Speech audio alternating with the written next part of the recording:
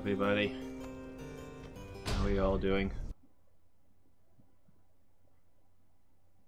I'm Loomis, and we are back to Pyre for what might be the final time. Judging by the stars, there's only one liberation rite remaining.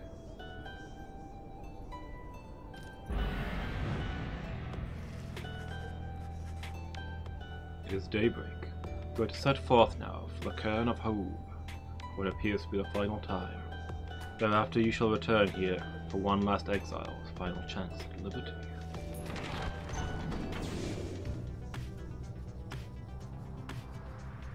So we've got one match, and then it's the final match against Avalek, I would assume. Ah! Aye, what the bloody blazes? Barker notices your wagon at his flank there and begins to laugh. Well, if it isn't the Nightwings, flaunting their fancy little flying wagon, eh? You think you're better than us, mates? Aye? Ha! You ain't better than the dung I stepped in last night. Now go on, get out of here. I have a mind to leap on over there and rip your gizzards out, you hear me? Okay. I questioned to enough people on purpose that I feel like I probably deserved that, even though that time was an accident.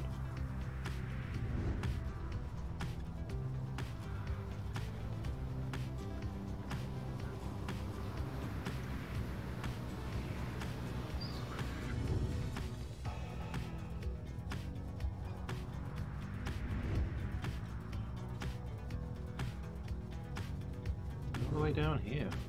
Oh, find yourself. Wish there was a way to stop and chat with them other than colliding with them at full speed. The forbidding cairn of Haub lies below. Not many exiles see fit to cross beyond it. Some fears that the listless remains of Shaq's 6 shoulders shall snatch them up if they attempt to cross. Others simply do not want to pass through the flagging hands. Few know its true significance as we do. Although your adversaries, the Essence, should be on their way there now. Soon you shall confront them once again. Teaser wanted to go this way. Troop spotted a landing spot here.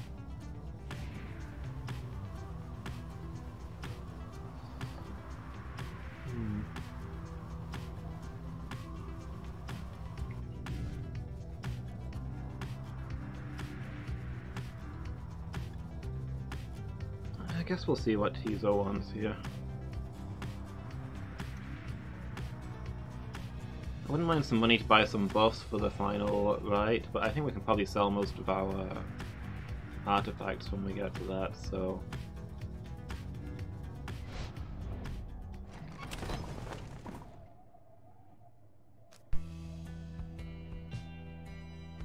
Oh, Tizo's up to a good deed. Yeah, I'm glad we landed here then.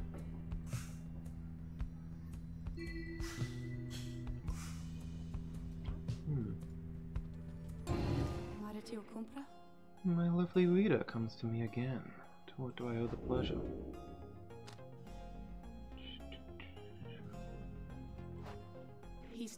Understood, my reader. My beyonders and I shall prepare the book for your triumvirate. Let's do a practice match. Let's warm up here.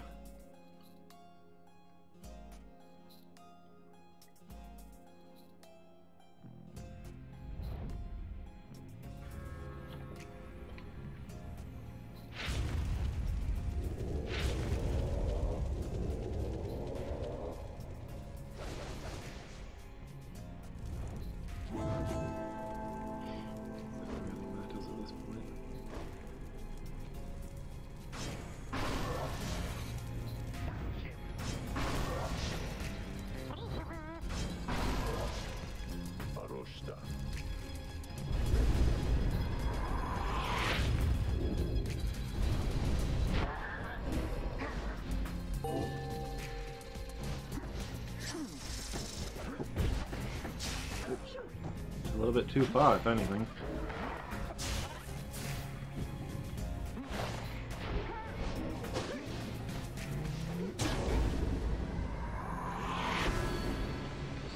can teleport so far, but then his regular movement is so slow. Difficult to work with.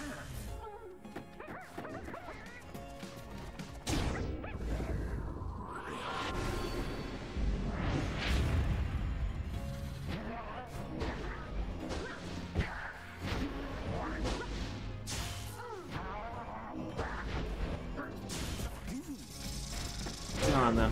Here you go.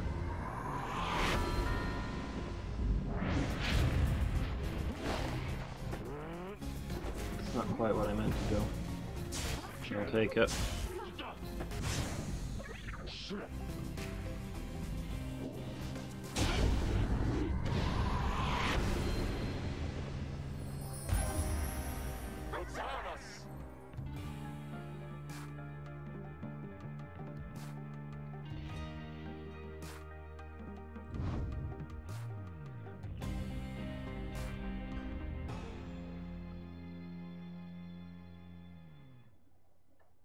Okay.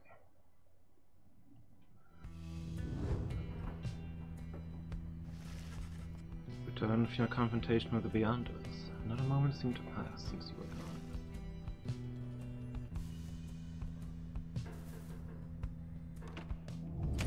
gone. Alright.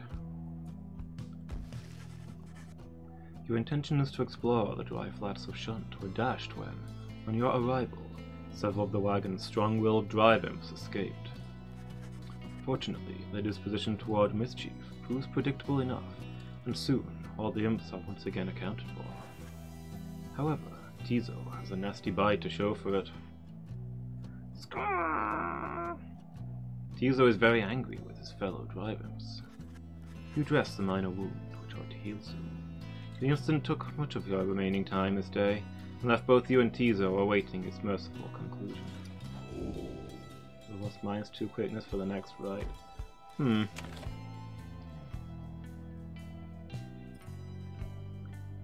Thanks for that, Tizo.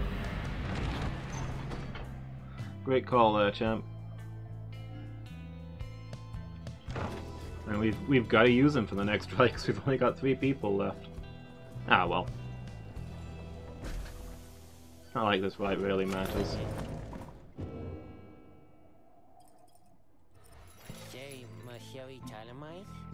Hey guys, hey, whatever happened to that bae you brought in here sometimes? You know, the loopy one? Frizzy hair, always handling all the merchandise?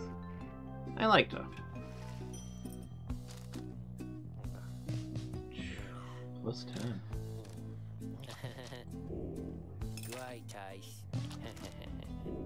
I don't know if we've got anything left to upgrade though. 20, 20, 20.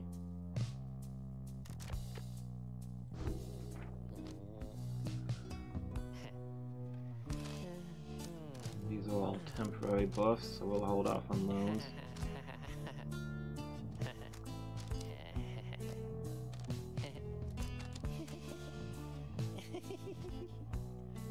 Okay, we'll hold off for now.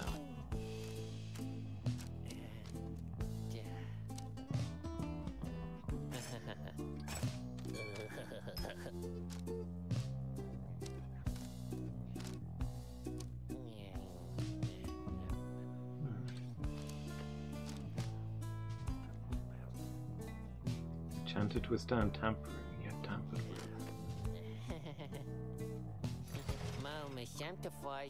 So, I'll be seeing you guys. We have a new page, don't we, before we start?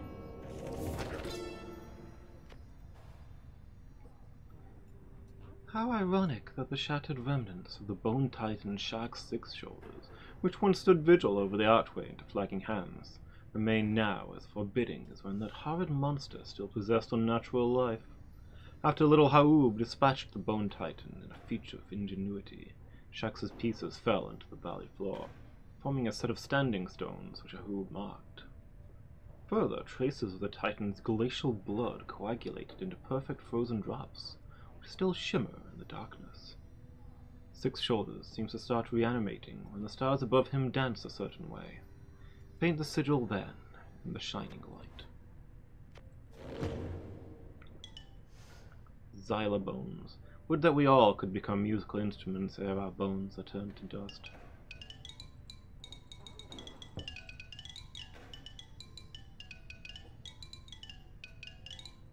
Nice.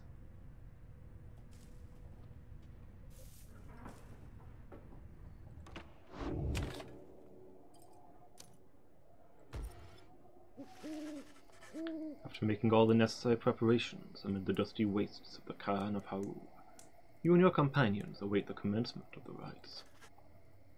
It is quieter even than usual at the onset of such events. The lone minstrel appears, bearing some sort of news. I have checked, and it seems as though the essence have not yet arrived. There is no sign of Tamitha or anyone. Their sigil is not set either. If what he says is true, and your adversaries are not present, then you presume the rite cannot commence. However, the stars themselves soon indicate you are mistaken.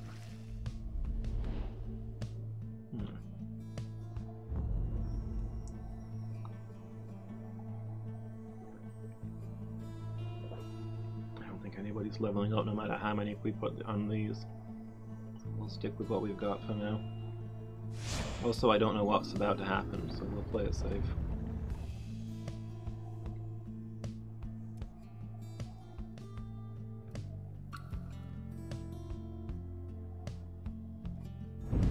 Reader, the Commonwealth, your home. Today it is aflame. Much like a stack of books. Aflame because of you. Because of your outlandish plan. I don't endorse that Not plan. that you care. Not that you shall live to see this place again. I've done nothing Your that's against the attempts rules. at revolution shan't succeed. Though by all means, keep trying. Yeah, it's Volfish As for stuff, not myself, mine. I shall enjoy presiding over these remaining rites. The rite is set to commence, but your adversaries, they have failed to show. Tizo wonders if the Essence decided not to show, knowing they would not have another chance at the Liberation Rite. Indeed, as the rites are drawing to a close, some of the triumvirates whom you have met, perhaps they are beginning to decide the stars are not worth heeding any longer. Tamitha, you wonder whether she would give up on the rites like that. Her fixation on the Commonwealth seemed not easily dissuaded, though perhaps she decided to pursue revenge some other way. In any case, we have begun the ceremony here, and so I ask that we end it. Go on, then. Bertrude. Are we just to dunk the orb with no opponent? Tizo. Fine. Tizo seems rather melancholy about having to conduct a rite against no adversary.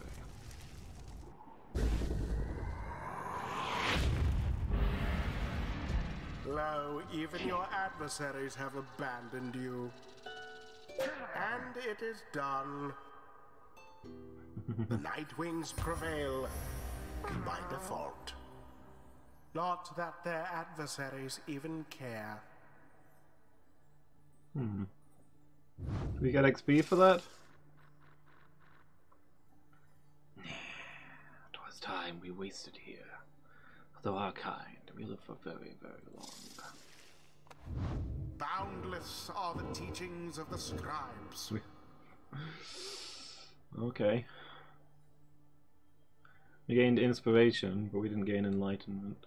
So we all leveled up as if we watched a rite rather than as if they all leveled up as if they didn't participate in a rite, which functionally they didn't.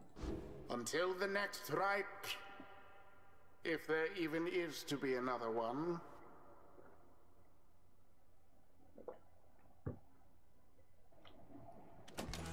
I was hoping to meet Tamitha one last time.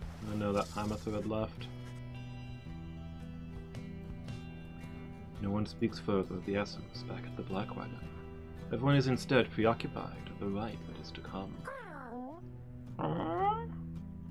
Huzo can scarcely believe this is to be the final opportunity to liberate one of your own. The stars always shine with truth. The ending of the cycle of the rites is now upon us. He looks over to you. You look forth, reader, and see this for yourself. You may well surmise where we are going next. The others turn to you as well. Turn toward the wagon's door. You know what you shall see out there. Now, however, time has come to face it. The dim and fading light of the final star still pierces through the darkness, demanding your attention, guiding you toward the endpoint of your path. Golden Star of Solium. Look upon it for the last time.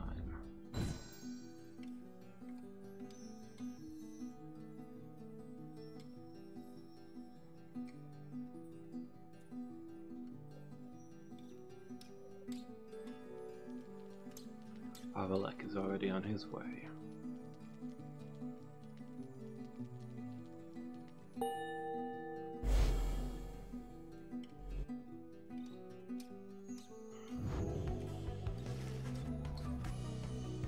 You are summoned to the Fall of Solium for your 7th and final liberation rite.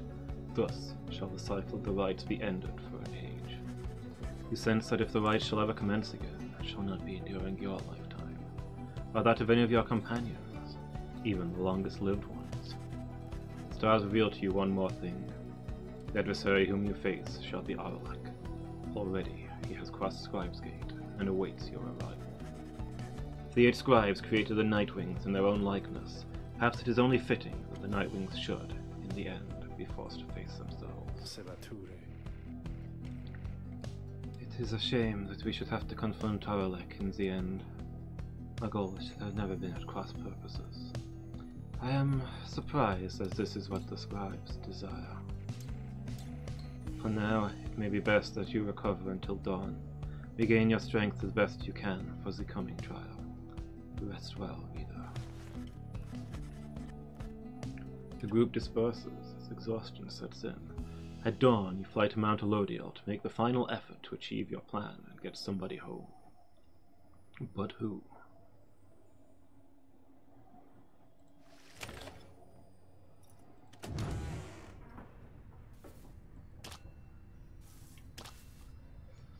I have mixed feelings, but I think I know who I'm going with.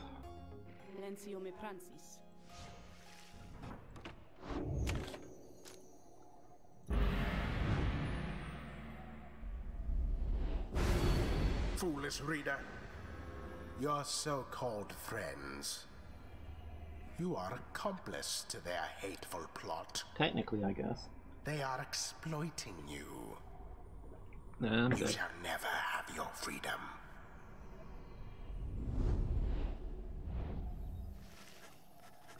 By dawn, you are already up and about after a troubled slumber. The Black Wagon is prepared for its final voyage to the Fall of Solium. No one speaks. Conwell sucks. I'm happy to stay here. Downside is a cool place. As you lift into the skies, the lone minstrel raises his voice, cutting through the somber.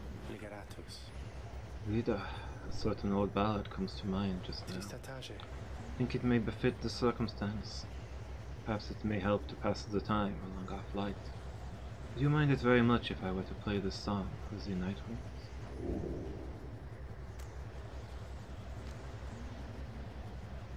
By all means. You urge the lone minstrel to play his ballad so that all amongst you might hear it. He begins without another word. When the stars align, the rites shall come to bear. So, my original thought was that Bertrude is the person most likely to be useful to the plan. Her understanding of machines, the printing presses she built, and heck, she restored the Black Wagon to its flying state. Could she build flying machines over there? But you know what, Bertrude said she's not interested in going back. Balford too has to wait. I don't think it's appropriate for him to go back when he's fighting for everyone to go back. Kind of a betrayal of what he stands for. And Tizo always wanted to visit the Commonwealth.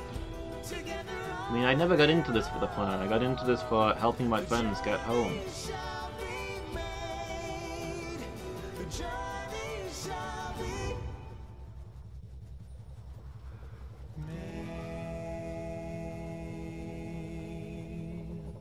Got the Commonwealth. I'm in this for my friends.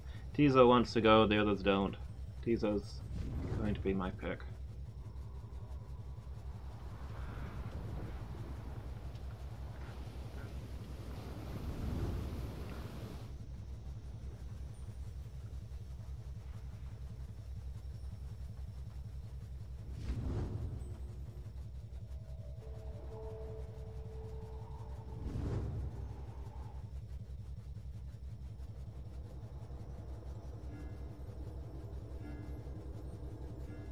Tizo shall gain favor if you land here. I suppose that seems appropriate.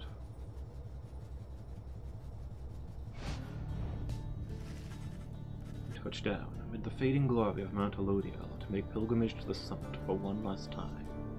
There, one last liberation pledge shall soon commence. There, one last exile should regain his or her freedom. All others shall remain to carry out their sentences here in the downside for the remainder of their lives. In the Commonwealth, the plan of which you are a part shall either come to fruition or shall be suppressed.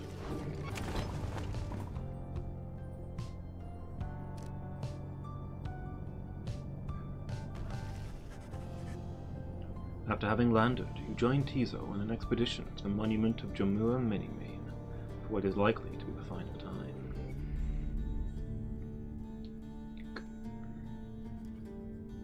Hello again, great-grandfather. I have come to ask again of you a favor, if you please. My friends, they all return to freedom, they wish. I was hoping you could help them just this one last time. I understand they cannot all go home, but this is beyond even your power, now that the Titan stars have spread across the night.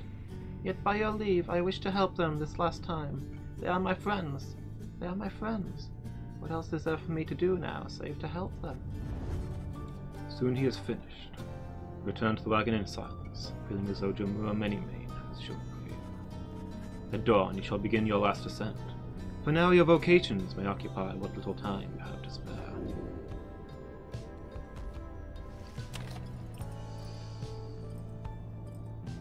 I don't think we can get anybody to the final level in the time remaining. I suppose I could have a quick look. See how much XP they need. Yeah, 2,000. Yeah, it's not happening. So there's no point mentoring anybody at this point. So let's see if we can find something good to sell. Something Falcon Run. Ooh, a 7. Heck, you know what? I'll take a 7.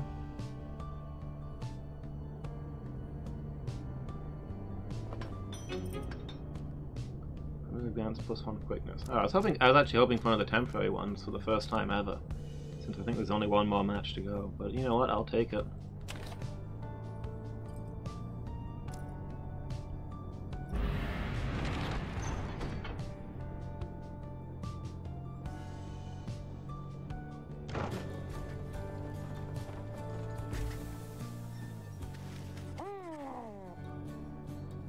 A messenger imp with news and rumors from the other side somehow tracks you down in the narrow passageways of Mount Elodiel. The imp's message pertains to Bay, who you liberated at the fall of Solium, and whose past transgressions have all been forgiven since her return to the Commonwealth.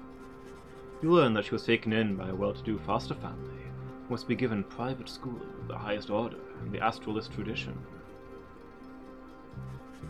They promised her that in time she might one day have the honor of teaching the children of the Commonwealth herself.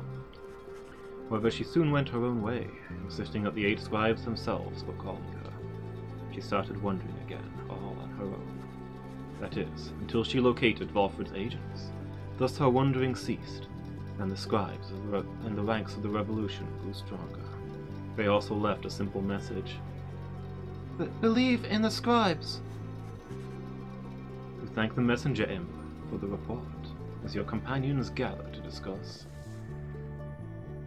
She has a manner of a saint, that one. She knows in her heart the traditions of the scribes. That one, very powerful indeed, a sorceress of sorts. A certain air about her, most intriguing. Hoo-hoo! Tizo misses having Bay around, though is pleased to hear that she is well. The news of Bay's liberation fills you and your fellow exiles with newfound resolve. Just one hope for the next rite. Wish Bay luck.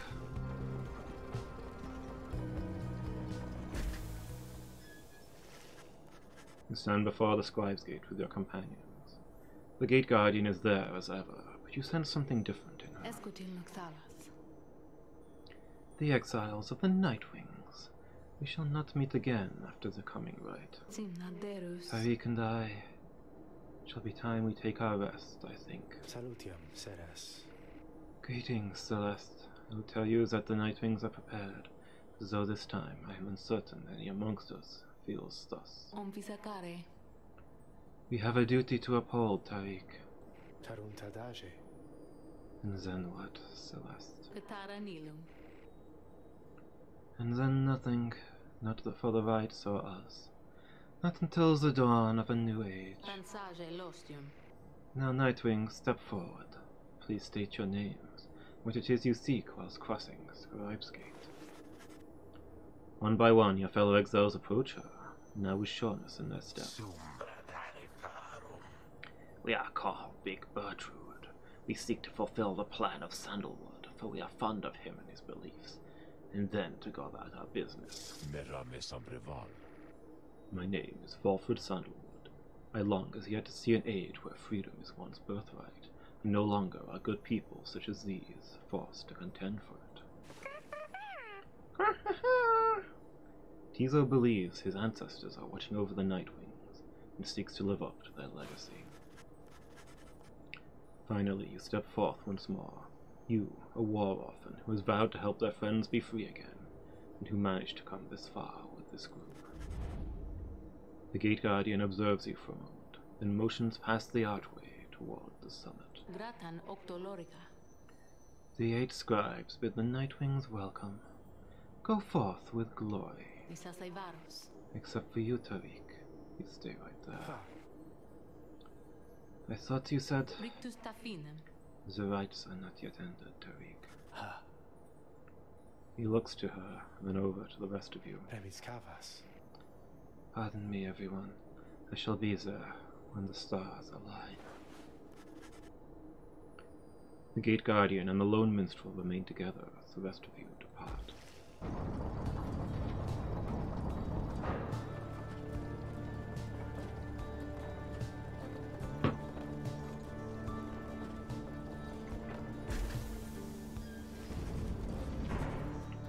You have gained the summit of Mount Elodiel for the 7th time, the final time in which any one of you shall have a chance to leave the downside.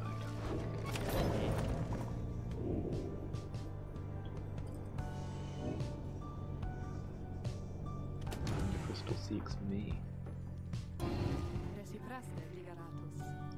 Thank you for visiting on such short notice, Rita. I understand you have important matters to attend to. So let me be blunt. Please, listen for a moment then. I know this whole affair is coming to an end. All of it. I sense the binds that formed the rites becoming weak. Which means soon you will not need me anymore. Not that you have needed me at any point, but still. My services will not be of any further use. I would love to tell you this means I shall be free from my eternal prison. For some of my beyonders it shall be a release. My accomplices are bound by weaker words than those which have bound me. They shall fade away, I think, and finally rest. I, however, shall remain. She hesitates for a moment. Thus, I have a proposition for you. I do not know where you shall go from here, but I ask you to take me there, wherever it shall be. By that I mean, take this stone prison of mine and keep it. Do not just leave it, as all your predecessors have, each time their stay among the Nightwings reached an end. Soon, the Beyond a Crystal shall serve no use at all, except to keep me trapped. I am content to remain thus, for I have little choice, but I would prefer to do so in your company. I do enjoy your company, reader.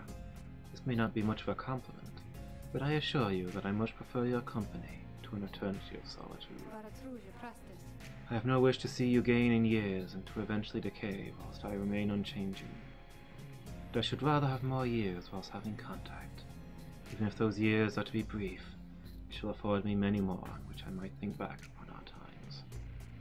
Nor do I expect you to accommodate my needs, for I am well aware that I have my limits in accommodating yours. That is to say, I wish you to go forth after this night and live your life however you see fit. For your own sake, may all this rights business enrich your coming days somehow. And in considering that life after this night, you think that there might be a place in it for me, however small, then, once again I simply ask that you take me along. That way, should you ever wish to visit me again sometime, you could, and I would like to have that as an option more than not. My request here is a selfish one. There is little I can offer in exchange, other than what little my companionship is worth. Perhaps I could lull you to sleep once in a while. Who knows, you could always try to sell the Beyonder Crystal for a reasonable sum somewhere, or something to that end. There must be someone out there with an interest in this thing. So then, you've heard my sad little proposition. What do you say?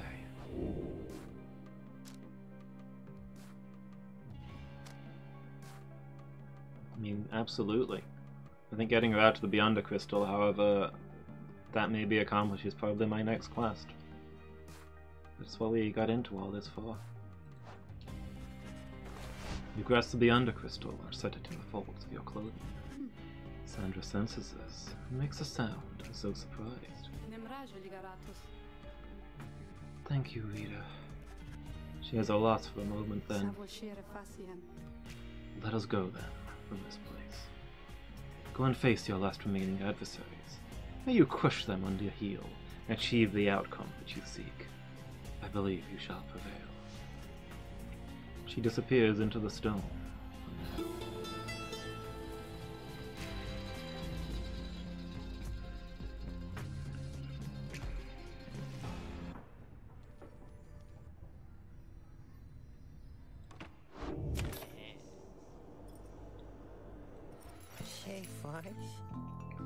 Hey guys, I guess you probably heard the big news, huh?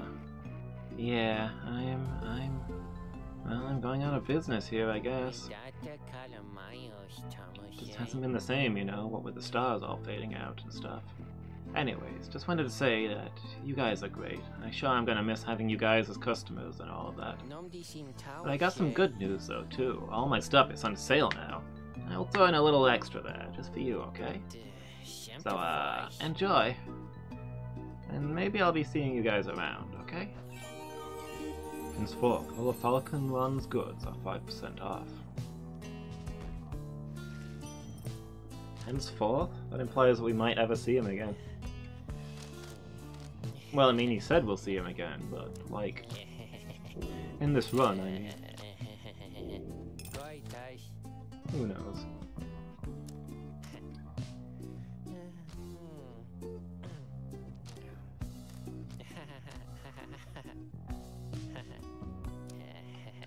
I don't think we'll be needing any of these anymore.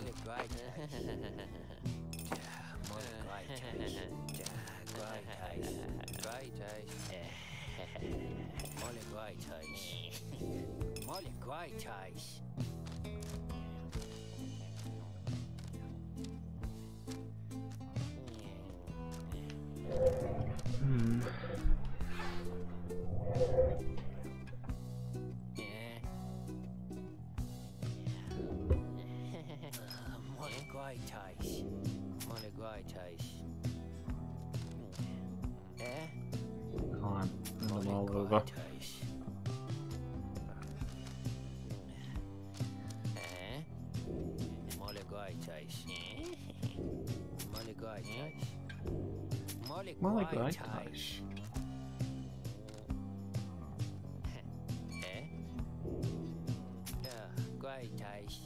Go ahead, Taish.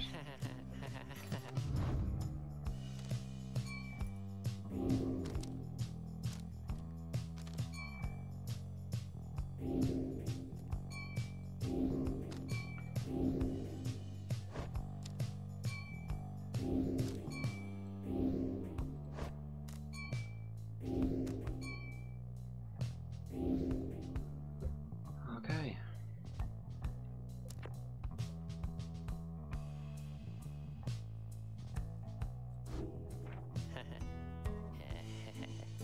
Great, Taze.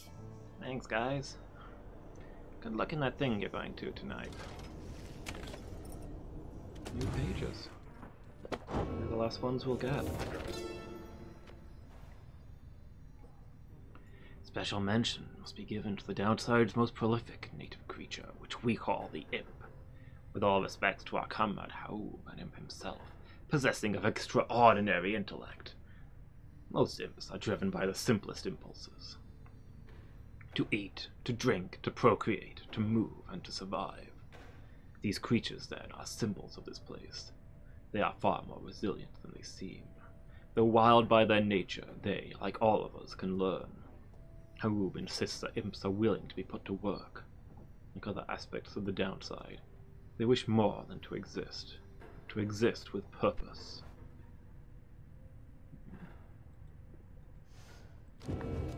Said we got 2 pages. Is this? Here we go.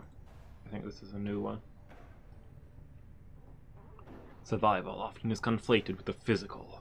When we think of survival, we assume the need to sustain our bodies, or improve our bodies. The strong survive. But take it from an alpha chief. There are different kinds of strength. The spirit is what drives us. By comparison, the body's impulses are weak. Here on the Downside, faith is found in limited supply.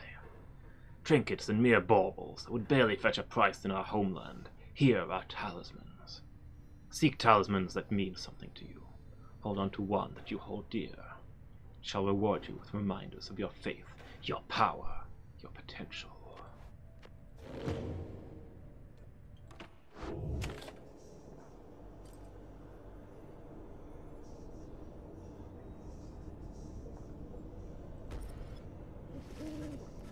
The final liberation.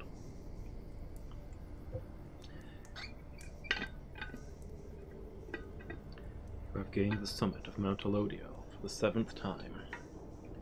Very few stars remain above to light your way as you await the commencement of the final liberation rite. The lone minstrel finds you clutching the book of rites, seeking there perhaps some bit of wisdom that has eluded you thus far. Peter, we may not have a chance to speak again. After this, I may have to go. I wish to say that I am grateful of having made your acquaintance, and I shall remember you with fondness. I wish you well this night, and always. Go forth with glory. Then he looks up and he extends his hand in friendship. You clasp it. You see Tizo has joined you.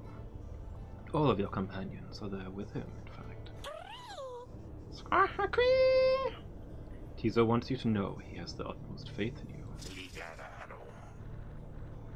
Reading one, thou art both wiser and less irritating than most others of thy kind. We have learned something from thee, and we are grateful. It is strange for me to say, given the circumstances of our meeting, reader, but it truly has been a pleasure.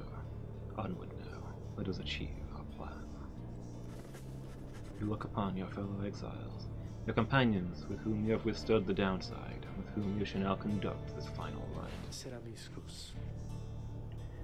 Begging your pardon, as my time has come, we shall see each other soon. He departs. After this night, the outcome of Volfred's plan, a plan of which you all have been a part, shall be decided, one way or another. For now, all you can do is strive to prevail against your final adversaries, so that one last companion might go free. You rise to join your exiles as the last remaining stars ignite.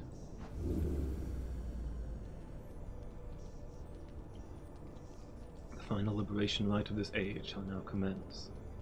Mere distance cannot separate our spirits.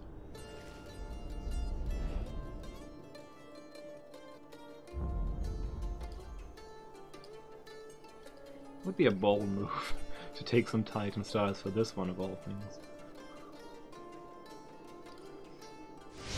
I think I'll let it lie on this one.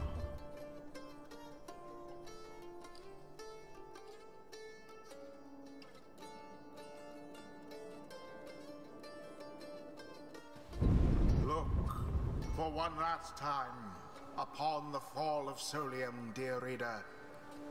Hear me for one last time. For soon the few remaining stars shall fade away, leaving you stranded there for your remaining days in that forsaken land where you deserve to be. The rabble that you roused here in the Commonwealth shall be put down. The exiles whom you liberated, all shall fall in line. But first, let us get on with this last liberation rite. You face none other than yourselves. Each so unlike the glorious Nightwings of yore. 'Tis a shame that one of you shall soon be free, for you deserve each other.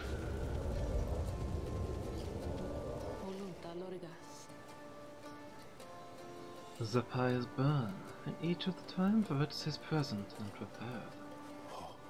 But before the lone minstrel can concur as per the custom. Not another word. Demon Alec slowly raises his clawed fingers to his mask. The false Nightwings have arrived at last.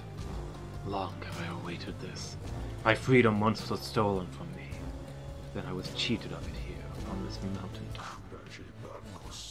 You may now attempt to take it from me once more. He stands there for a moment, silent. Then Alec dons his mask and stands prepared. May these damned rites cease forever for the misery which they caused.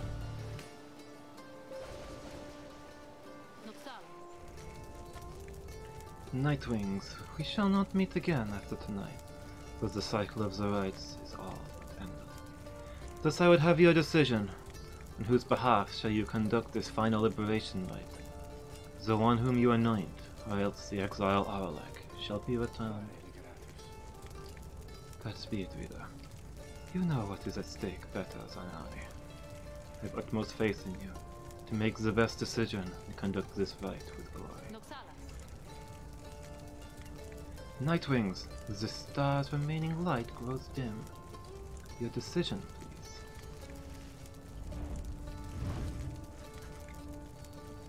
It is time now to choose who, if anyone among you, shall go free this one last time. The rest of you shall remain on the downside to the end of your days. One by one, you meet the gazes of your fellow exiles. Tizo, Bertrude, Volfred, your fellow exiles, your companions, your friends. Together you have come this far, but now the downside and the rights conspire to tear your group apart and disrupt your plan.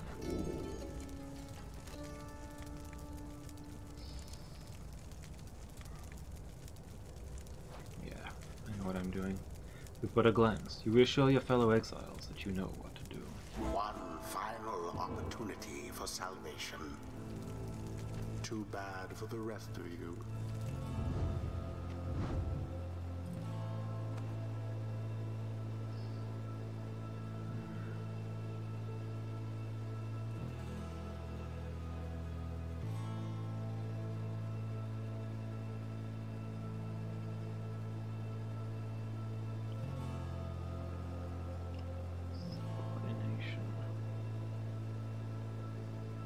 Negotiate a treaty. Crest and quickness.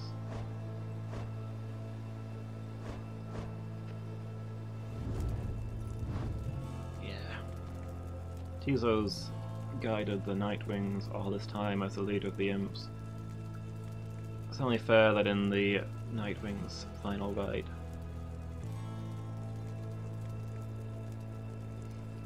Tizo is set free. You release the imps of their duties. Tizo. Tizo is deeply moved by your decision, but regrets that you are forced to choose just one. Your choice is cast. As for your other companions, you sense a clarity of thought and purpose in each of them. They stand ready to support Tizo, as well as you. Who shall stand with him? Volfred. Venere trage. Assuredly, my kin. Besides, we stand against Arlek. It is fitting that I should have to confront him myself.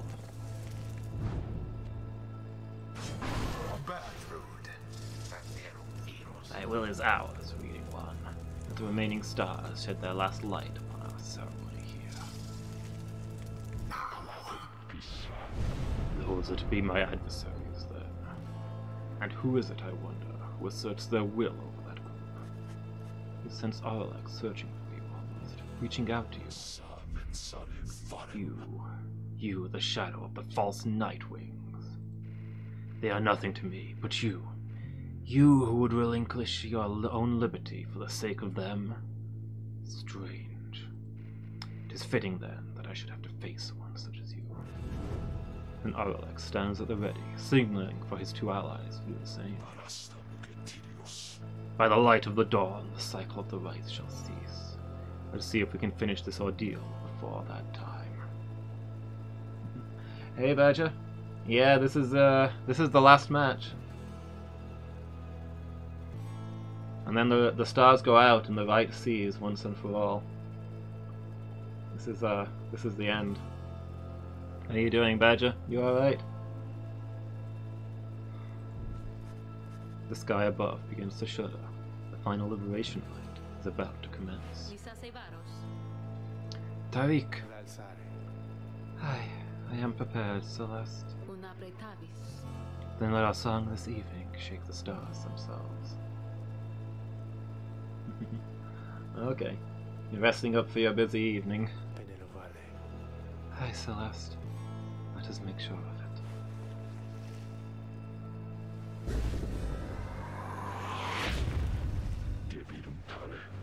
it. I am disappointed to see you here, Tizo, opposing me once more. Tizo is very upset. He calls for Arlek to cease speaking to him. Arlek seems to stare at the imp for a moment. It is a shame that you are caught up in the middle of all this, little one. Your mind has been poisoned against me. Tizo insists that Arlek is wrong and urges him to stop what he is doing. The tune. Do Minecraft dishes and dinner. I am sorry, Tizo. Now I shall only say this to you once. Stay out of my way. Begin. The final chance at liberation.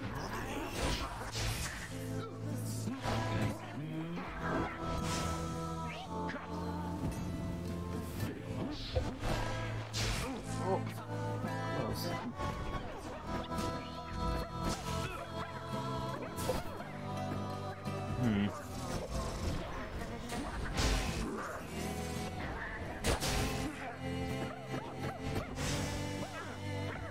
Grab it. Get in there. First blood. This is going to be a tough one. You wear the raiments once again. I could not simply stand by and do nothing. Yet that is what you did. When last we stood together on this blasted mountain. I fell. You simply stood. What shall it take for you to be convinced I took no part in your betrayal? Arlek seems to consider the question, but only for a moment. Give me my damn freedom. Let me prevail. Here and now. Would you promise to uphold our plan? bring about a better commonwealth. No, I made no promises. I owe you nothing. Then I am sorry. My love of country comes before all else. More than your freedom and our friendship is at stake. Your love be damned, Walford. Let us stand as adversaries.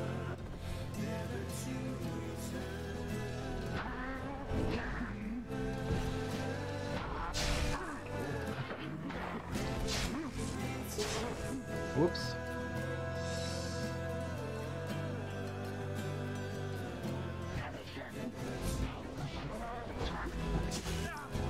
I cannot get the hang of Walford's jump. I always go too far. Be gone now, Orlek. There we go.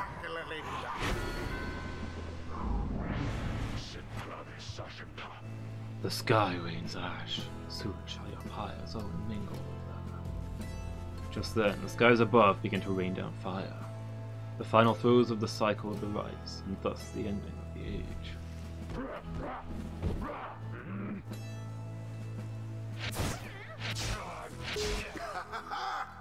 Whoa, what the? How he has changed, that Orlek. Grown old and bitter, lo, these many years.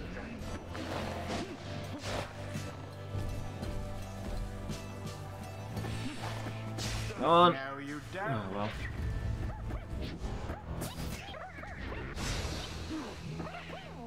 Come on, catch it. Close. Making Mooncrest.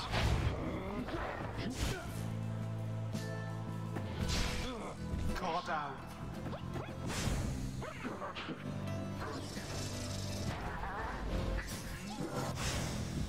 A foul turn for the true Nightwings.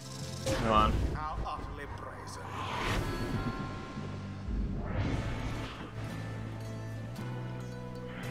So the false Nightwings bear their fangs at last. But that cannot be your finest effort. You think you deserve your freedom more than I? Then fight for it, damn you.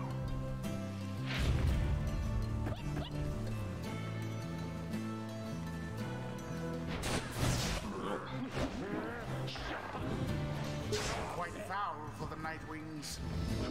That's not good. What the scribes ordained.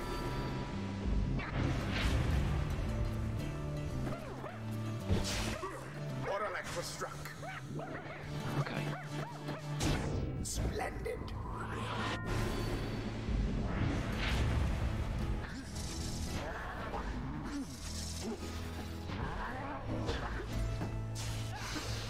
Be gone, you lot.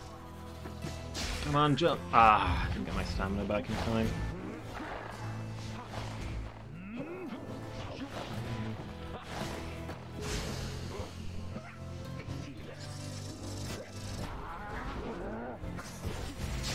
Wherever went old Orlek?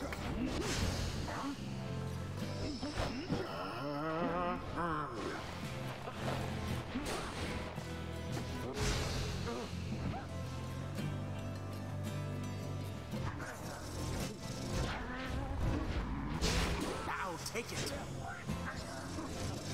Oh, hacking Mooncrest. I thought we had him. Pathetic. Oh, that's the point for them. Where is it?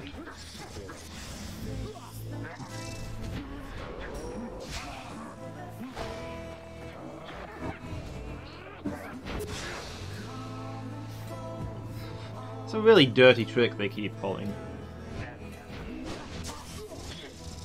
Where they chuck the orb to me to cost me my aura.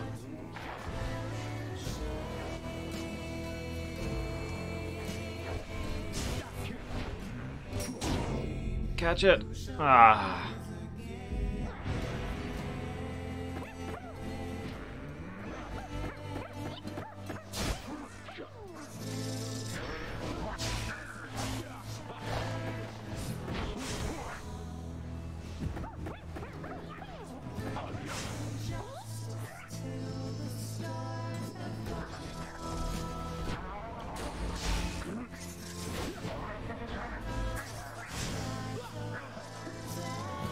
Does that end it?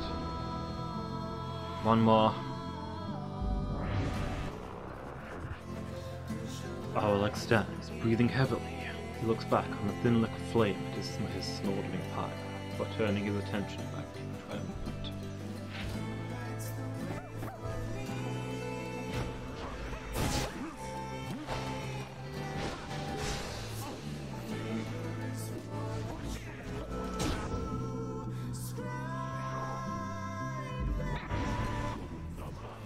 All of you shall rot here. Shall rot as I have all these many years. You false nightwings, who would deny me once again my rightful liberty. You who deny that liberty to all the triumphants you face. And vanquish the guise of the traditions of those blasted scribes. Come, let us continue with this glorious affair.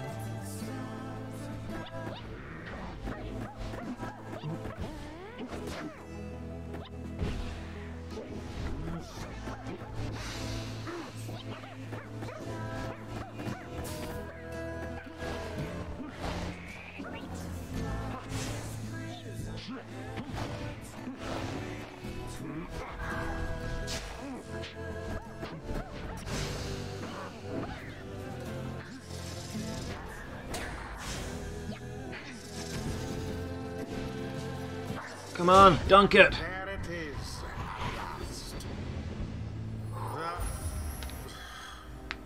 The Nightwings proved their worth. Rather convincingly, I must admit. Thus ends the liberation rite. And thus, the scribes have chosen.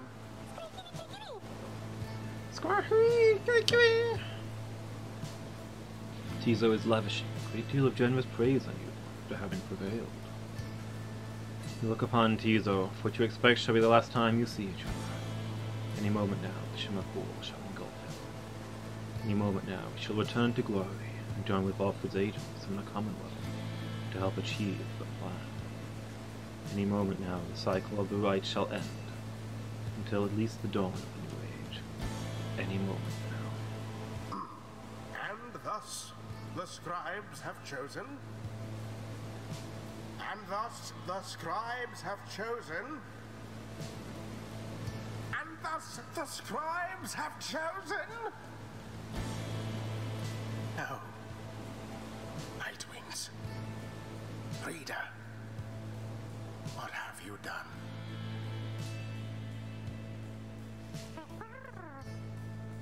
Hi home. Tizo seems very concerned all of a sudden. Something is wrong. Each quiet time upon the fall of Saliam, the Shimmer Pool is opened, following the liberation rite, and taken in whichever exile prevailed. But now all is still, and the light of the stars above has all but died. You sense a growing fear that it is already too late. The Shimmer Pool shall not reveal itself again. Arlek approaches, his head bowed. The 8 scribes saved their greatest treasure for the last. Then something else catches his notice. Wait. A sudden rush of starlight cascades through the stillness of the summit. The Shimmer Pool has appeared again. Different somehow, but open. Tizo looks upon it, but it does not engulf him, or at least not yet. It seems I was mistaken, then. The 8 scribes. This is not their greatest treachery, it is their greatest jest. The Shimmer Pool is flung wide open.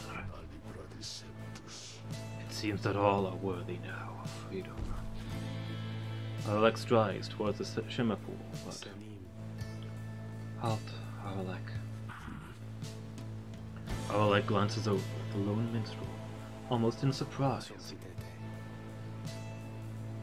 The Shimmer Pool has lost most of its strength. You step inside, and you shall surely drown. Of that I can assure you. He laughs to himself at that. Then we have all been cheated. No, the Shimmer Pool is revealed, and one of you may still return as planned. But as for who returns, Someone shall have to choose. Ere the last light of the stars is extinguished and the light cease to be.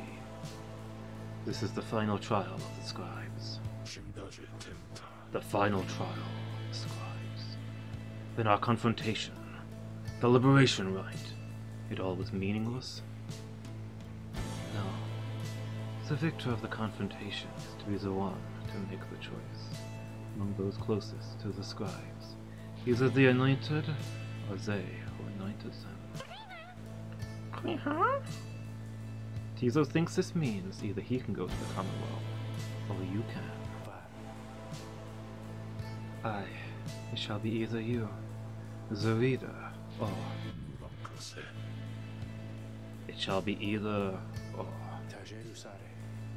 Tizo, please make your decision quickly, lest it shall be forfeit. I do not know for how much longer the light of the stars shall offer you this gift. It seems then that Tizo has made up his mind. Tizo chooses you. He wants you to be free. You are free to go. Tizo wishes to give up his freedom so that you may regain yours. Very well. Rita, the choice which Tizo made, or rather the choice which he gave, it is now yours to make instead. This choice, it may keep bouncing back and forth like this? Absurd. It may, until such time as one of you is willing to accept the burden and the outcome of the choice. That is the trial, and I fear there is little time remaining. Reader, if you and your companion are too cordial with each other to accept that freedom, either one of you, then I shall gladly take it. Freedom ought to be more than some flirtatious trifle to exchange. Reader, what is your will?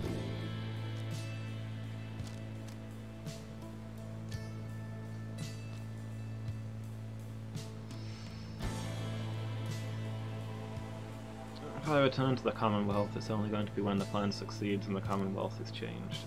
I don't wish to go back to it as it is. I'm content here. You are decided. You have chosen Tizo. He looks at you with some astonishment.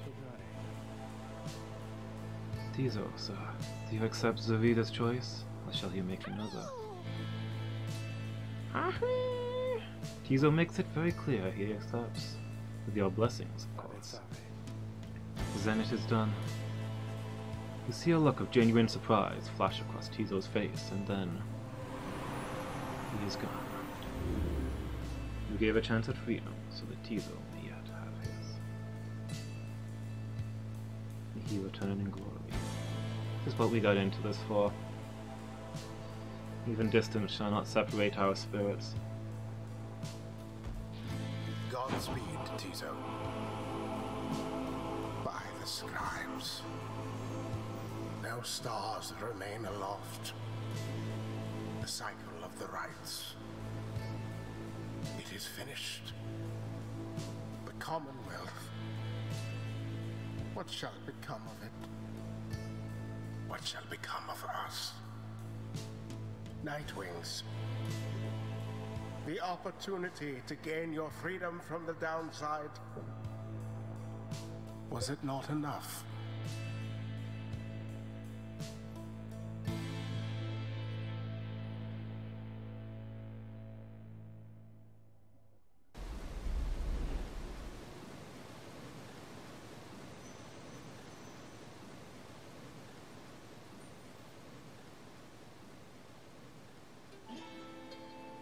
That night, the exiled Tizo returned to the Commonwealth. He was to be the last. The stars had faded, and the cycle of the rites had run its course.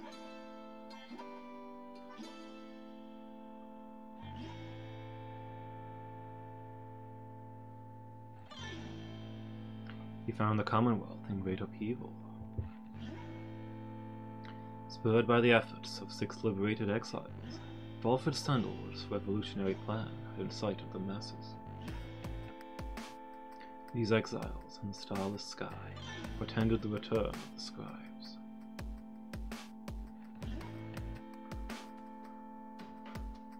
The people surged into the streets, shoulder to shoulder. Led by the 6 exiles, their voices shook the heavens. The leadership of the Commonwealth panicked.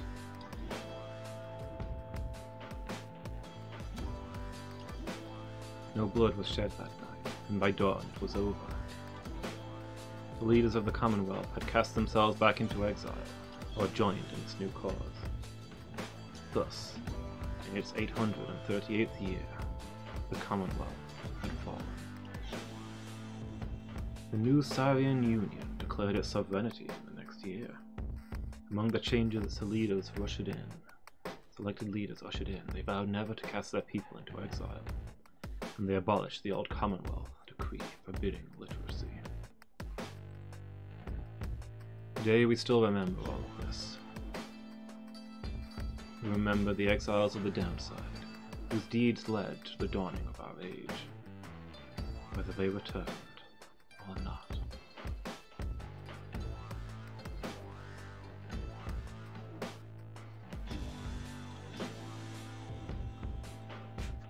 Yeah, I feel like I made the right choice in the end there.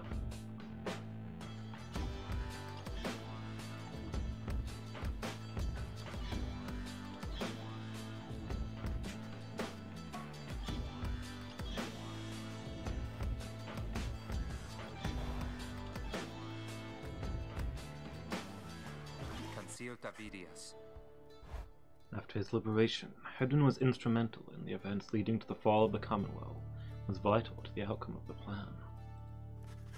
The peaceful outcome of the scribe's return was attributed to several key factors. One of them was the underlying ambition of the plan itself. Another was Hedwin's visibility among the people in the streets, identified via liberated exile. He was believed to be Golgothian reborn. More importantly, however, was that one of the winged harps of the high-winged remnants accompanied him. She was later identified as Vikani Shang. Their bond was symbolic of what was at stake that night, and proved vital to the peace that followed. In all his days as a leader in the Sarian Union, Hedwin oft confided in his friend Jodariel. Despite her intense manner, there was no one whom he trusted more in times when circumspection was required. Hedwin would often think back about the vow he made at the beginning of his quest for freedom. Though he cherished all the friendships he had made, he had pledged to Jodariel, Rookie Greentail, and the leader of the Nightwings, that they might all be free again together.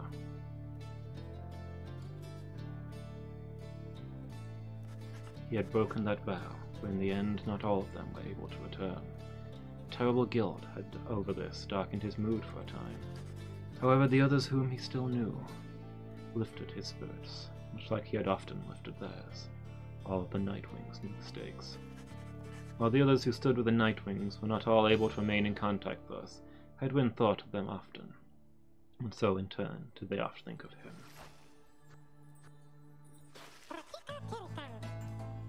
The imp called Tizo was the first of his kind to achieve liberty through the rites. While he was not the only imp trained in the ways of the scribes, imps are native to the downside, and thus care not for travelling abroad. This made them useful to triumvirates. Yet Tizo had a different calling, and the Nightwings believed that he too could play a key part in Balford Sandalwood's plan. During the night of the scribe's return, he stood out to the populace as something of a miracle. They'd only heard of downside imps before, from legends of Haub the Swallow. Afterwards, he became something of an icon, representing both the fall of the Commonwealth and the beginning of a new era. He would visit his friend Bay at every opportunity. She was among the few who could consistently interpret what he meant, and they were always close since first they met.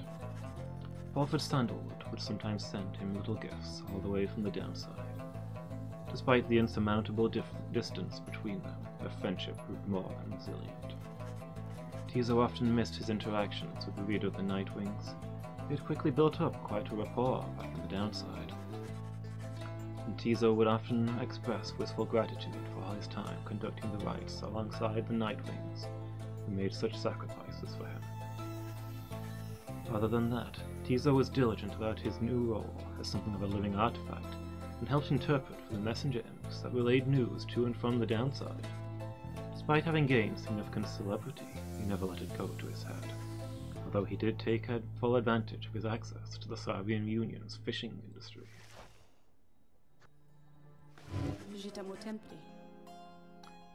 After the cycle of the rite ceased turning, records of what happened to the Black Wagon of the Nightwings became inconclusive and contradictory. Some accounts suggest that the exiles of the Nightwings who remained on the downside continued to make use of the Black Wagon as their place of shelter and their means of travel.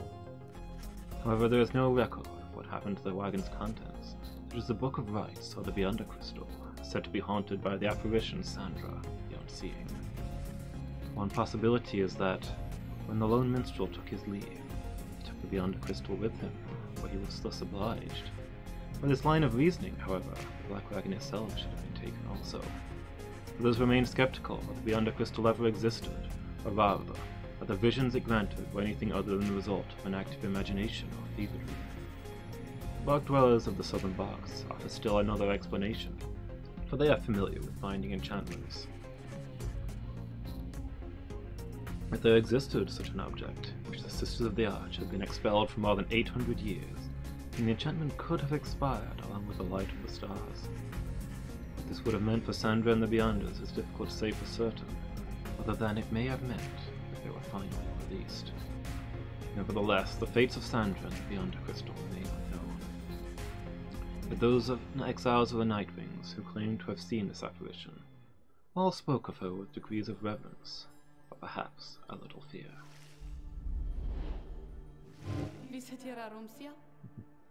Can you believe this, reader? Honestly? Sandra has appeared before you, as well you can see. They are so far from the mark with all this nonsense. I'm one to laugh. In fact, here goes. She laughs. She is referring to the account of her. You sense she does not care for it. Well, let them gossip all they like. I merely wish that they would mention you at least in passing, when next they are at it. Though they shall never know even the half of it, shall they?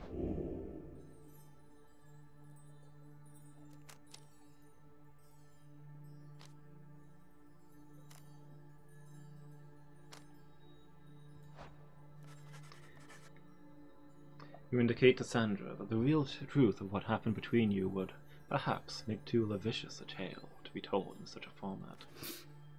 She makes a bemused sound at this. Perhaps that story ought to get out, then. To think they would go to all the trouble to make literacy accepted once again, only to print such drivel. Anyway, let us keep going, lovely reader. We know the truth of it. That is what matters. She fades into the Beyond Crystal for now, and you took it away, safe.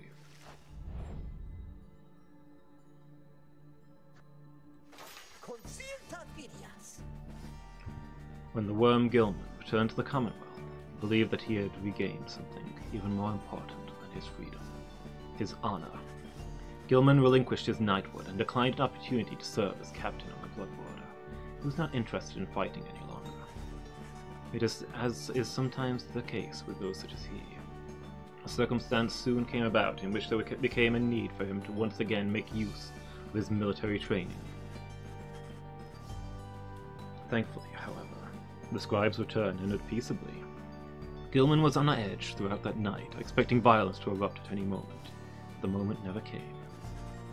When the matter was at last put to rest, and Gilman truly knew his time as a knight had ended, he declared to all those in earshot that he would never fight again. Unless, of course, there arose some other extraordinary set of circumstance again requiring him to fight, but he certainly hoped not. He still trained regularly, just in case, especially with his fleet-footed friend, Rookie Greentail. He was always grateful for having studied under the leader of the Nightwings, without whom he would have never completed his penance. Because of this, perhaps because they were on opposite sides of the world now, Gilman dedicated his life to them. Sequel, Worm vs. the World, heck yeah. The game's definitely set up a lot of things that could flow into a sequel. The return of the great beasts, like the return of the scribes, the new age. They could definitely do more on the setting if they felt like it. Armed with rocket launchers, he and his brothers tried to eradicate other similar worms, planting TNT and saying things like, Oh dear! I get that reference. That's a reference to worms.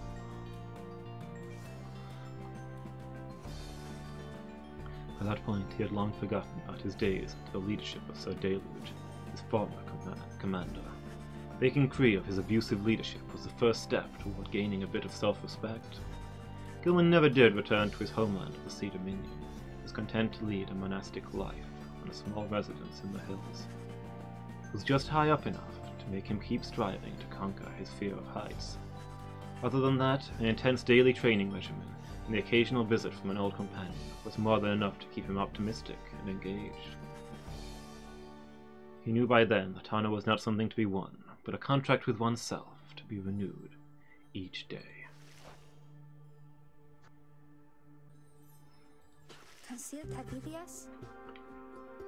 The Commonwealth had never provided a sense of home for the one they had called Bay the Bloodless. So she was surprised on her return that she was so well treated. She felt uneasy about it, and besides, she knew that she would do her best to fulfill the pledge she had made to her friends.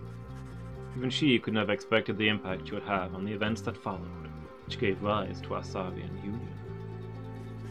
Despite not fitting the image of any of the 8 scribes, Bay nonetheless stood out alongside the others, amid the teeming masses on the night of the scribes' return.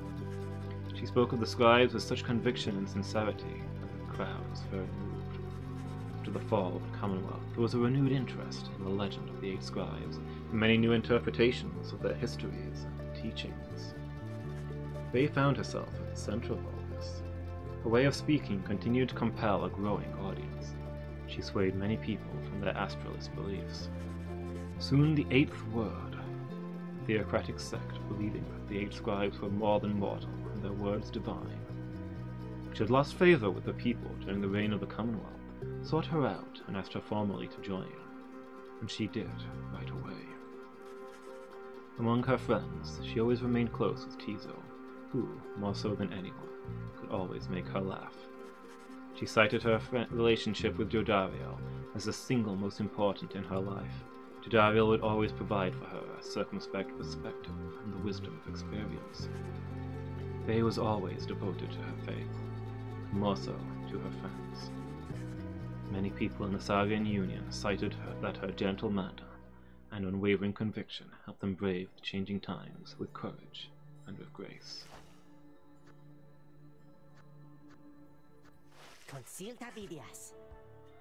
After Rookie Greentail earned back his freedom, he returned to a lavish welcome ceremony in the Commonwealth, most the tendency for liberated exiles. It was everything he could have hoped for, and soon he was well off, surrounded by luxury and choosing between various exciting opportunities. However, he must have given in to his better judgment, as he did end up siding with Valfred Sandalwood's revolutionary forces, as he promised. On the night of the scribe's return, Greentail was there with the others, inspiring the masses. He never looked prouder, the very image of Demure Manymane himself. No, I never lost a liberation right. Nobody got back except my good guys.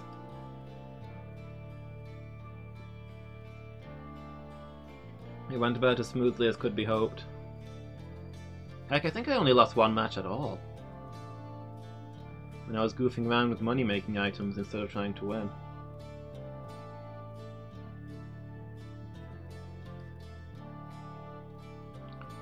He never looked prouder, the very image of Demure Manymane himself. And dawn finally came, and it became clear that the Commonwealth, that everyone knew, would be no more. He realized many new opportunities awaited. He began quite a lucrative career for himself, manufacturing and selling replica merchandise inspired by the downside. His main struggle was to meet demand. An aspect of his conscience cautioned him against making light of such a thing, but the money was too good, and soon his family was well off, as he always said.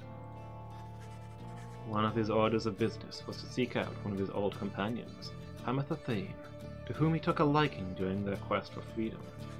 They bonded further over love of drink and supported one another through uncertain times that lay in store. He also kept in close touch with Gilman, ever the perfect practice partner. They were trained together often, taking care to stay in tip-top shape as much as possible throughout the years. Greentail always did his best to keep in touch, with all his many friends, and knew that he owed his fortunes to them. He made a special point of staying close with the group of friends he came to know so well during his time with the Nightwings, wherever they were. They shared a special understanding that put even Greentail at a loss for words, sometimes.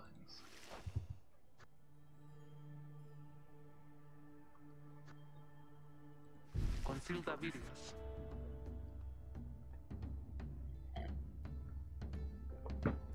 After her liberation, Jadariel soon became an icon of the movement that led to the collapse of the Commonwealth and the rise of the Sarvian Union.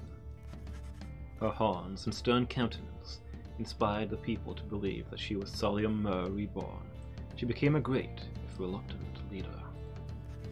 In the uncertain times that followed, Jadariel's seasoned expertise often came into play, both in matters of security and of state. For instance, she conscripted and trained a team of volunteers in public safety.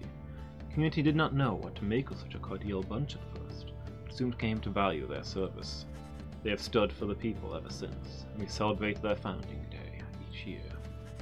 She remained close with Hedwyn all throughout this experience. They supported each other through their struggles many, many times. She kept an eye on Bay, who, nonetheless, demonstrated a surprising knack to get by on her own, though Jadariel was always willing to provide assistance, just in case. She continued training on her own, a regimen that grew stricter with each passing year. There were those who sought to train with her, and she sometimes obliged. It remained one of the constant in her life. She would always remember her days among the Nightwings, and with fondness for the most part.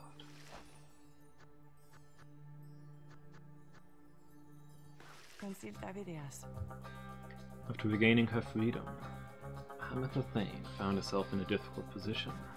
Having once betrayed her people of the Hiring Remnants, she knew that she would not be welcome in her native home. She did not trust the Commonwealth either. Instead, she found her place among Valford Sandalwood's agents, who were busy doing their best to fulfill the plan. As it turned out, the plan was a success. Hamitha Thane stood shoulder to shoulder with her other fellow former exiles, and truly they were a sight to behold. Disturbing rumor later spread that night, the Highwing Remnants were slated to mount an assault which, for some reason, never came to pass. Hamitha denied any knowledge or involvement. Afterward, Hamitha played an active part in negotiating terms between the Highwing Remnants and the new nation to become our Sarvian Union. A previous attempt at something of the sort led to her exile. She must have felt some satisfaction to succeed this time around. Some time later, Hamitha had an unexpected run-in with Rookie Greentail, with whom she had spent a fair amount of time while traveling with the Nightwings. Under these new set of circumstances, it turned out the two had more to talk about, and rather more in common. They would often put to test which one was able to outdrink the other. It's unclear as to which of them prevailed in that contest in the end. One day, Hamitha received an invitation to return to the Highwing Remnants, where she was to be fully pardoned. She held out a hope that she might see her blood sister Tamitha there, knowing full well that Tamitha did not regain her freedom. Tamitha did later learn that Hamitha was welcomed back by their people. However, she never responded to her blood sister's attempts to contact her. Hamitha, in return, did not expect forgiveness from her at any point. Nonetheless, she kept on trying to reach out, she said, just to ruffle up her feathers just a little bit. Later, when asked, Hamitha Thane admitted she felt as though she had no home to call her own. So during an interview conducted amid an extensive trip abroad, for she had traveled thousands of leagues beyond the bounds of the Sarvian Union. Hamitha continued to journey thus, citing that it reminded her of when she was younger and could fly unfettered.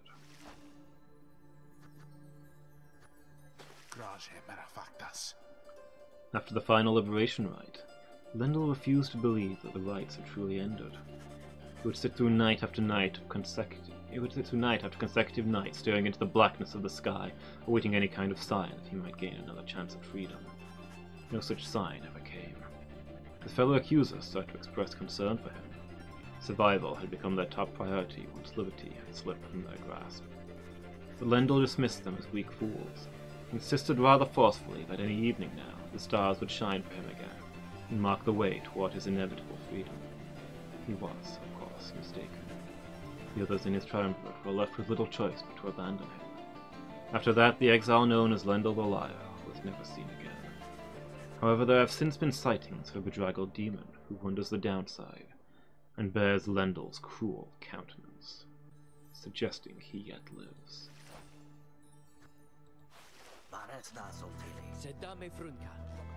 As the cycle of the rise drew to a close, it grew evident that a chance at freedom from the downside had forever slipped from Dalbert and Alma Oldhart's grasp.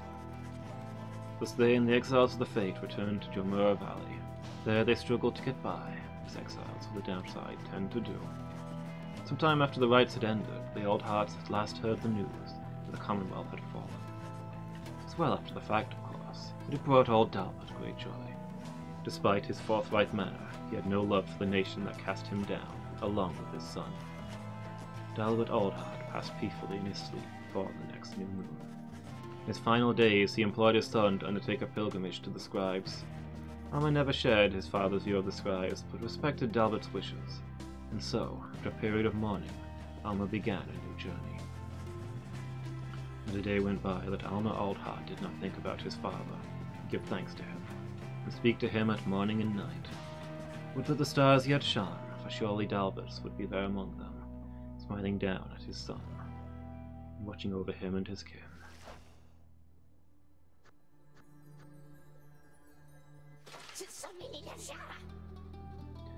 All his life, Sir Deluge had fled from one danger, only to find himself facing another. He'd escaped the war-torn waters of the Sea Dominion. He'd escaped the blood border of the Commonwealth. And now he had escaped the rites. After the rites had ended, many exiles wrapped up in the ancient test were crestfallen, as their last chances to return to their homes vanished, along with the stars above.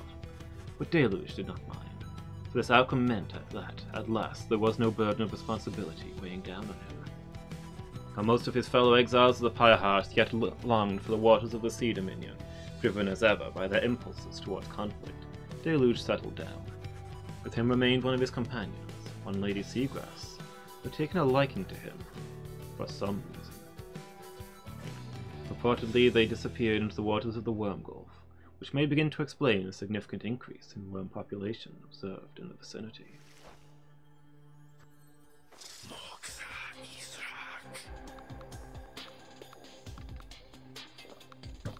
After the cycle of the rites had ceased, Witch Utmild returned to the Flagging Hands region, where she sealed herself within the pit of Melee.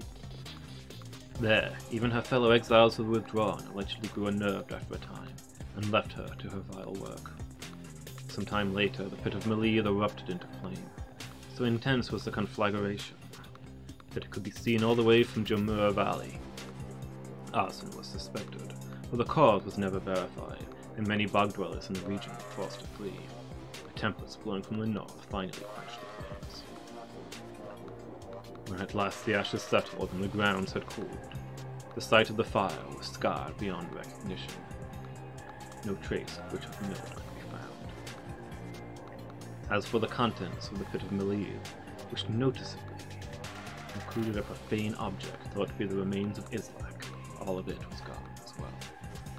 Back in the Saurian Union, Utmild's repeated threats of the return of Islak were thoroughly investigated, and no credence was found to any of her claims. I think the Biotitan is the only one that's expected to actually return. On account of it's not dead, it's just thoroughly stunned. Very slowly regenerating.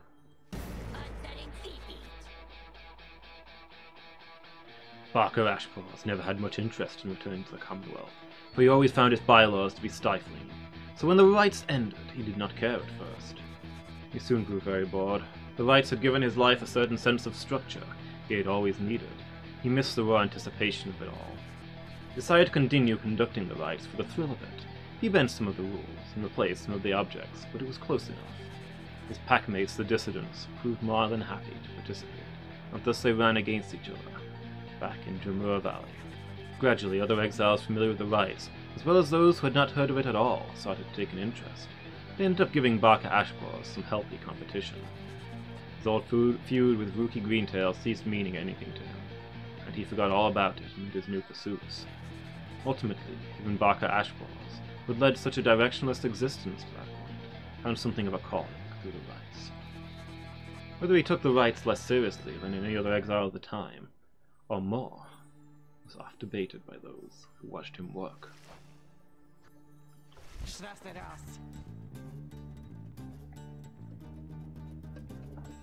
Throughout her exile, Tamitha Thane was motivated by a single goal: to return to the Commonwealth and exact vengeance on her ancient enemies.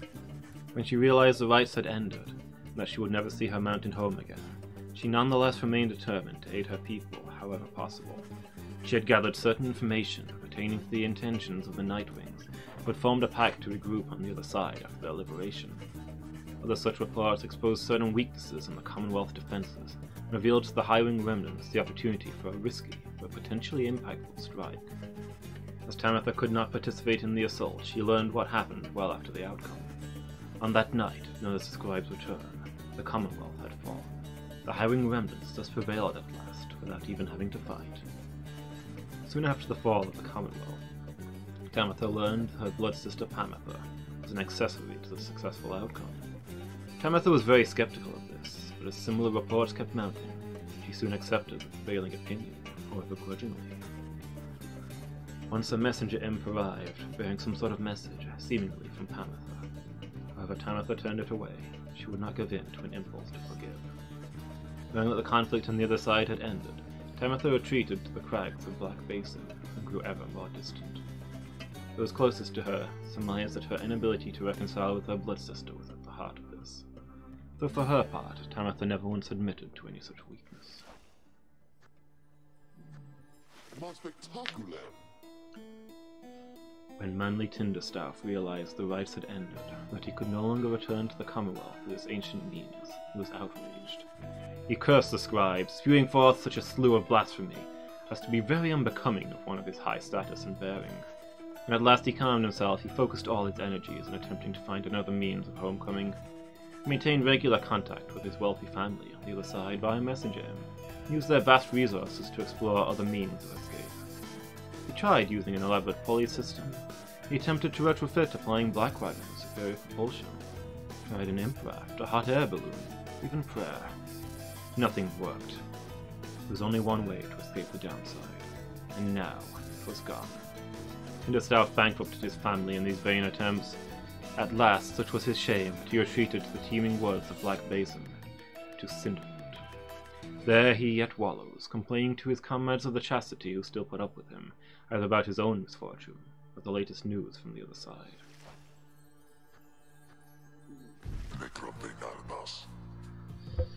Once it became clear to Ignarius that the rites were drawing to a close, he knew that it was time for him and the Tempest to call it quits. But first, he and the Tempest decided to celebrate, and that they did for many, many nights. The revelry did eventually subside. The exiles parted amicably, and they went their separate ways. He roamed the downside then, searching for some meaning in his life, sometimes taking odd jobs requiring his brute strength. He never remained alone for very long, and took on many lovers in his time. However, he sometimes thought about the one he had called Curly Horns, and what became of her. Though his glory days as the most powerful conductor of the rites had long since passed, he always enjoyed the fearsome reputation that he had cultivated at that time.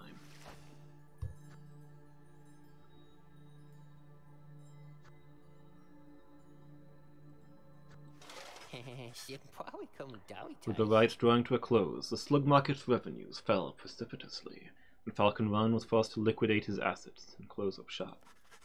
It is sometimes the case with those of an entrepreneurial leaning. This time of hardship led to an epiphany, or at least a sudden change of fortune. One day Falcon Run had a run-in with a messenger imp bearing news from the other side. Run gave to it one of his remaining trinkets which could not be sold.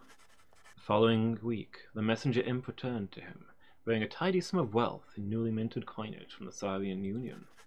Falcon Run cut a long-term deal with the messenger imp, then and there. Though his trade remained a grey area from a legal standpoint in the Saurian Union, the newfound fame of the downside caused Falcon Run's goods to explode in popularity. He later signed an elaborate agreement with Big Bertrude's and found a distribution partner on the other side, through Rookie Greentail, whose own business he had expanded. Especially in the Saurian Union, Falcon Run's goods are still known for their superior quality, though he assumes no liability for any side effects.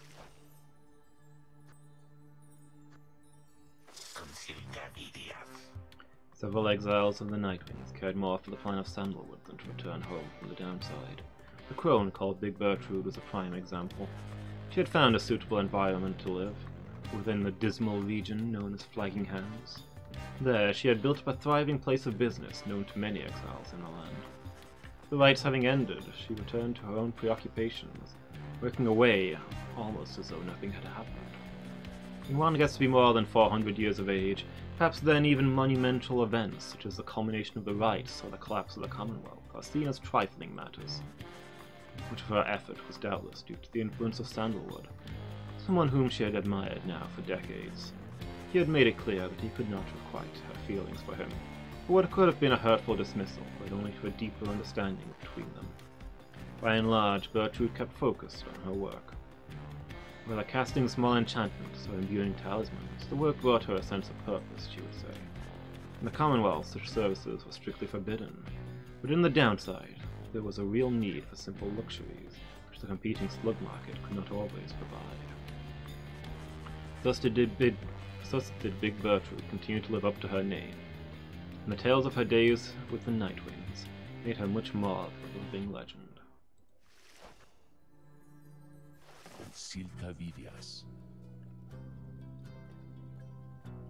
When the cycle of the rites ceased turning, Belford Sandalwood turned toward the starless sky. He closed his eyes and prayed. It was all he could do at that stage of his plan.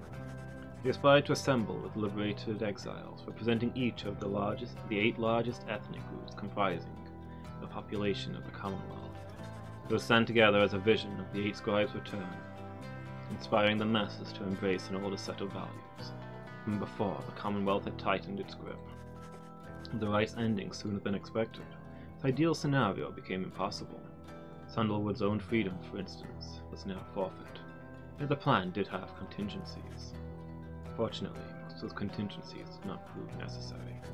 Word reached him that on the night of the scribe's return, his fellow liberated Nightwings stood together, and their voices echoed through the streets.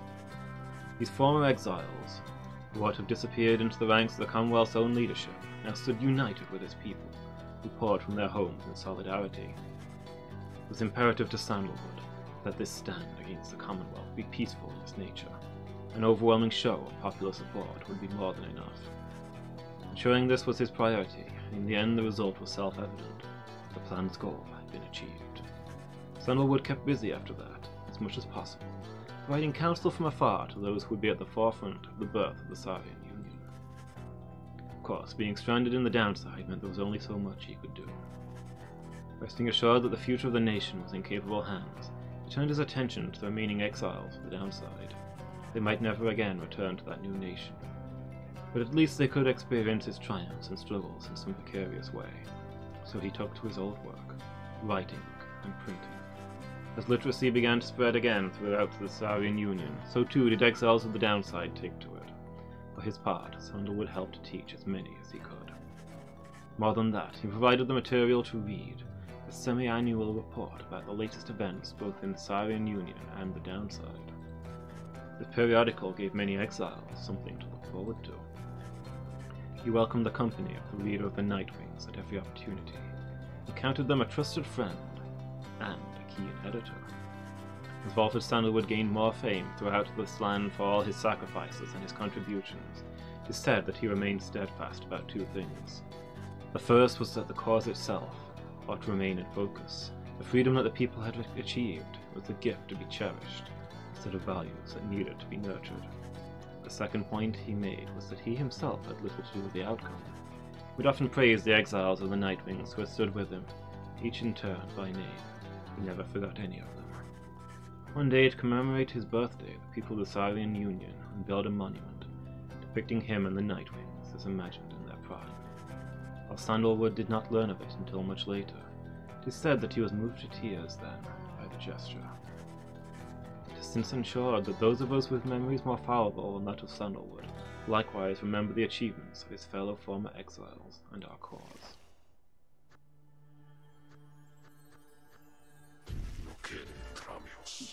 After the shimmer pool closed for what would be the last time, Aurelek looked around him in the flickering light of the Nightwing's still burning pyre.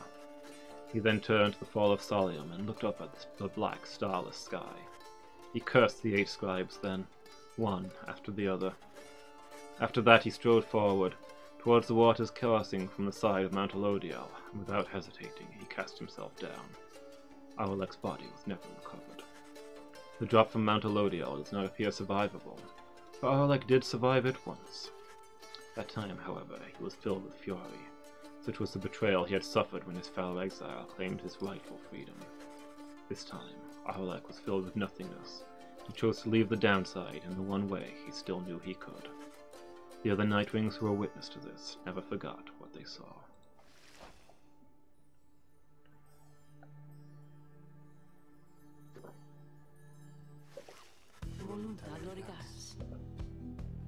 After the cycle of the rites ceased turning, the lone minstrel bade the remaining Nightwings take the Black Wagon and seek their fortunes elsewhere on the downside. Their parting was heartfelt, but brief. He remained there at the summit of Mount Elodiel with Celeste, where the two of them would chronicle the final outcome of the cycle. Neither Tariq nor Celeste were ever seen again. We know all this now through song attributed to them. Some claim these songs were originated in the taverns of the Saurian Union, and merely were imbued with weight of folklore. However, exiles liberated from the downside corroborated each other's claims, and having met this duo that presided over the liberation rites. Another folktale suggests these minstrels were heralds of the scribes. Having fulfilled their obligations, they departed the world we know, and rejoined their patrons. One of their famous songs describes another, simpler outcome. The two gave up their duties to the rites in favor of a life that they could share together. In any case, they are likely to remain the subject of such verses and such songs, for it was they who watched over the rites and ushered in our times.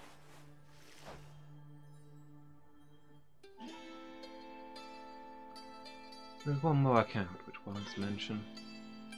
The Nightwings conducted the rites under the guidance of a reader. Little is known of them.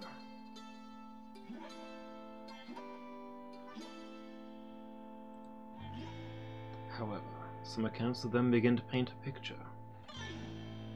We know they were of common birth, raised parentless, a product of the foul work on the blood border. The journey to the downside left them close to death. It was then that the Nightwings found them.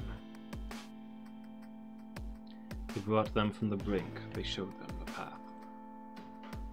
They pressed onward with the others. They made a vow to help their friends be free. Thus did the cycle of the rites commence its final turns. When the final rite arrived, the reader's freedom was at stake.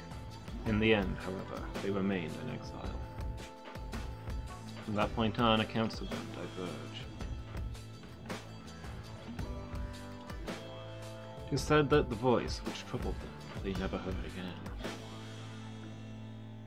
Some say they opted for a place to settle in the downside, though whether that is true, only they know. Someday perhaps that reader's own star shall emerge, then it shall pierce the dark of night in all its brilliant glory. Until such time, and ever after, all of us give thanks. Their journey began on a barren waste where the reader arrived, afraid and alone. When they arrived, the book of rites awakened the Nightwings and ignited the flame.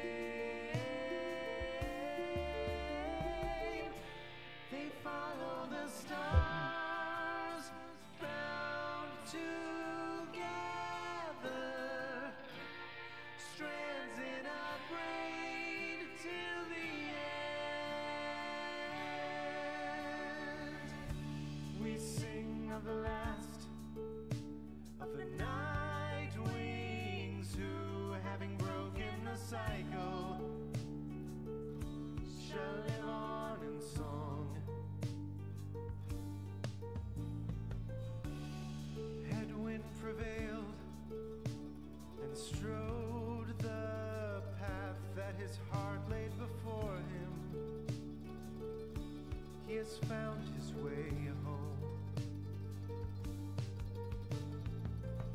Captain Joe Dariel, mother to many a foundling, she has found her way home. Rookie Greentail has proved his worth and returned to his family by the grace of the scribes. They follow the stars, bound together, strands in a braid till the end. The moon-touched girl hears the scribes in the world all around her. They have guided her home. Tizo prevailed, first of his lowly kind, to ascend from the downside. He has found a new home. Sir Gilman the Bold, ever in his quest, finding honor and glory, he has found his way home. Paramith the Thane, having pleased the scribe, seeking only forgiveness, she has found her way home. They follow the stars, bound together, strands in a braid till the end. Bound together, spirits tether, strands unbroken, scribes awoken. The great mastermind, Wolfred Sandalwood, saw his plans turn to action. He remained till the end. The bog dweller Bertrude kept their foes at bay with her finest enchantments. She remained till the end. The reader at last made the night wings whole, having bound them together. They remained till the end. They follow the stars, bound together, strands in a braid till the end. They follow the stars, bound together, strands in a braid till the end.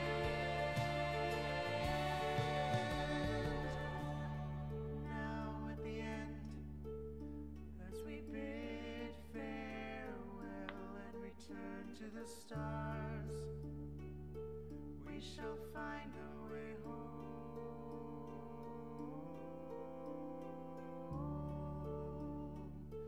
We shall find our way home.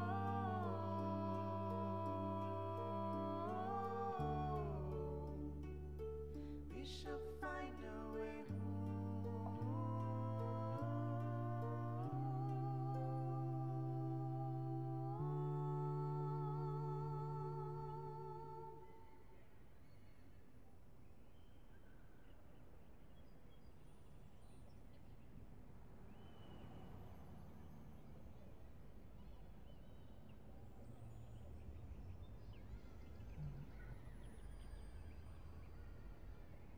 Library of the Commonwealth?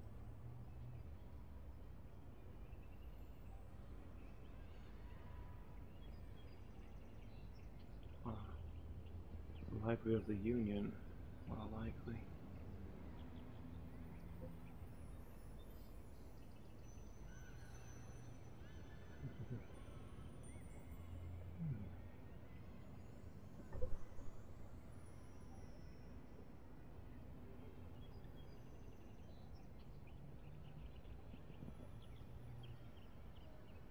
True Nightwing campaign mode unlocked.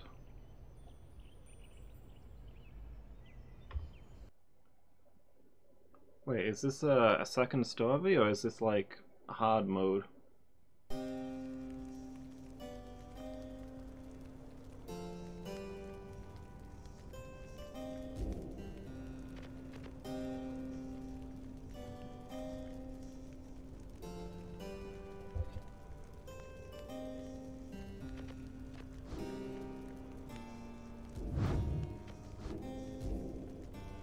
If I went for a new profile, what would happen?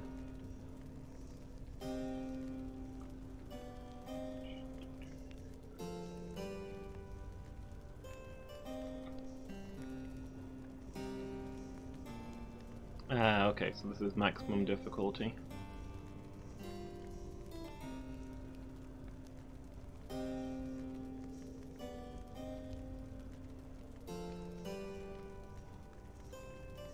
Everything comes in much earlier, but the difficulty is really high. Interesting.